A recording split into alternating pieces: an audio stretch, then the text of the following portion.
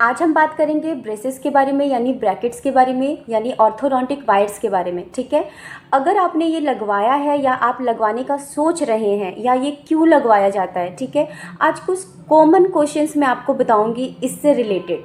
So stay tune. बात करते हैं पहले क्वेश्चंस की, यानी कि आपको ब्रैकेट्स और ब्रेसेस कब लगवानी चाहिए। ठीक है, तो जो एज होता है, जो एज फैक्टर होता है, वो बहुत बहुत इंपॉर्टेंट होता है अगर आप ऑर्थोडोंटिक वायर लगवाने का सोच रहे हैं। क्यों होता है इम्पॉर्टेंट? क्योंकि जो ग्रोइंग पीरियड होता है ना, जो ग्रोथ पीरियड होता है, स्पेशली 11th एज अगर मैं ले लूँ, अगर आप 11 से 14, 15 में मान के चलूँ, 11 से 15 साल के बीच में अगर ये आप ट्रीटमेंट करवाने का सोच रहे हैं तो ये बहुत अच्छा रिजल्ट देता है, यानी बहुत फास्ट रिजल्ट आपको मिलता है विद इन 6 मंथ। समझिए, एक एवरेज लेके चलते हैं कि हाँ, हम पेशेंट को बोल के चलते हैं कि 1 से 1.5 साल तक आपका ट्रीटमेंट चलेगा, बट अगर मैं बताऊं, अगर आप ग्रोथ पीरियड में करवाते हैं तो 6 मंथ में ये रिज़ल्ट दे देता है, और फिर उसके बाद सिर्फ उसको रिटेन करना होता है, उसकी जो पोजीशन चेंज हुई है उसको स्टेबल करना होता है। इसका कतई मतलब नहीं है कि आप ग्रोथ पीरियड के बाद नहीं करवा सकते, यानी कि वैसे तो मैं आपको बताऊं, ये जो वायरिंग का काम है ये आप किसी भी एज में करवा सकते हैं। अगर आप 26 साल के हैं, 27 साल के हैं, नो मैटर, आजकल 35 साल के भी पेशेंट आते हैं और वो अगर अपने एस्थेटिक से खुश नहीं है। एस्थेटिक यानी जो ये ट्रीटमेंट है, आप समझिए, अगर आपके दांत बहुत ज़्यादा बाहर हैं, अगर आपके दांत बहुत ज़्यादा अंदर हैं, या फिर बहुत ज़्यादा टेढ़े मेढ़े हैं, मिस अलाइनमेंट जो हम इसे बोलते हैं, एक के ऊपर एक चढ़ा हुआ है, अंदर की तरफ ज़्यादा है, एक के एक ऊपर नीचे झुका हुआ है, तो ये सारी चीज़ों में ये हम ब्रेसेस करवाते हैं। ठीक है, तो बेसिकली ये आप किसी भी एज में करवा सकते हैं, लेकिन जो ट्रीटमेंट होता है, जो फास्ट रिजल्ट होता है, वो आपको नहीं सडनली देखने को मिलेगा, क्योंकि विद इन अ एज जब आप जाएंगे तो आप नोटिस करेंगे कि हमारी दांत में चेंजेस आने लगती हैं, जैसे कि हमारे मसूड़े नीचे चले जाते हैं, खाना फंसने लगता है दांतों में, यानी कि पायरिया की प्रॉब्लम बहुत ज़्यादा कॉमन होती है, मैं देखती हूँ, बहुत ज़्यादा स्टेन, कैलकुलस हो जाता है, पेरियोडोंटल प्रॉब्लम अगर आपको हो जाता है, और उस केसेस में अगर आप ब्रेसेस करवाते हैं तो उतना फास्ट रिजल्ट नहीं आता और उतना अच्छा भी रिजल्ट नहीं आता, बट अदरवाइज़ आप इसको किसी भी एज में करवा सकते हैं, ये आपको रिजल्ट ज़रूर देगा। हाँ, हो सकता है थोड़ा टाइम लगे। बात करते हैं अगले क्वेश्चन की तरफ।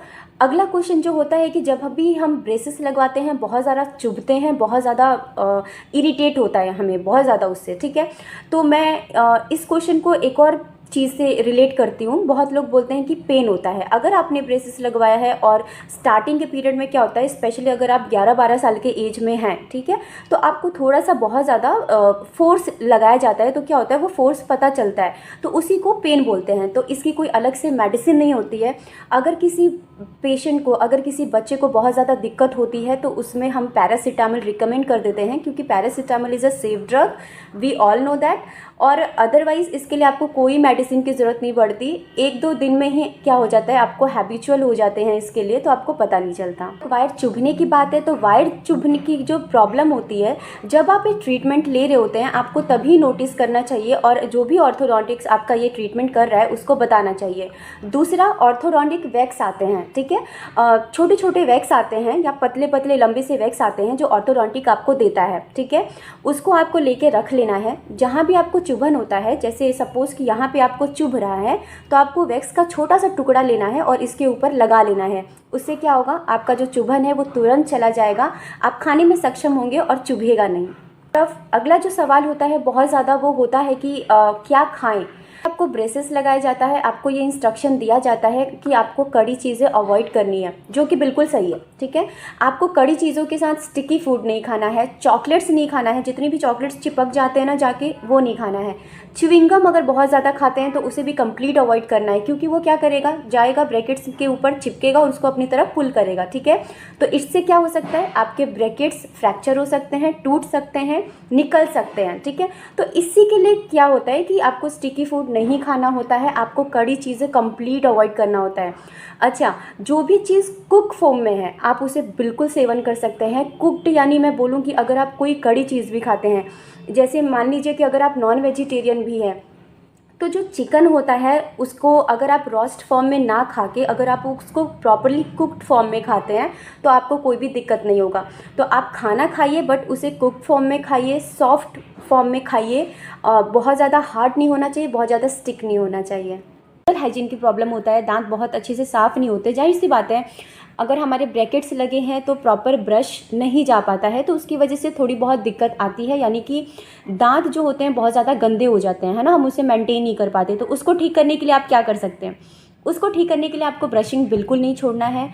ऑर्थोडोंटिक ब्रश देते हैं, ऑर्थोडोंटिक वायर के लिए एक अलग से ब्रश भी आता है, आप उस ब्रश का यूज़ कर सकते हैं। ऑर्थोडोंटिक ट्रीटमेंट आप माउथ वॉशेस का भी यूज़ कर सकते हैं। माउथ वॉश स्पेशली ऑर्थोडोंटिस पेशेंट को दिया जाता है, जो बहुत ज़्यादा अच्छा होता है, बहुत ज़्यादा इफेक्टिव होता है, तो आप उसको भी यूज़ कर सकते हैं। आप इसका ट्रीटमेंट 26 साल पे भी ले सकते हैं, 27 पे भी ले सकते हैं, 35 साल पे भी ले सकते हैं, क्योंकि आजकल एस्थेटिक कॉन्शियस बहुत ज़्यादा है लोग। अगर आप अपने स्माइल से खुश नहीं हैं, अगर आपके दांत बहुत ज़्यादा टेढ़े मेढ़े हैं और आप चाहते हैं कि वो स्ट्रेट दिखें, जब आप स्माइल करें, बात करें, तो वो एक दूसरे के ऊपर चढ़े हुए ना दिखें, बाहर ना दिखें, अंदर ना दिखें, तो आप इस ट्रीटमेंट के लिए जा सकते हैं।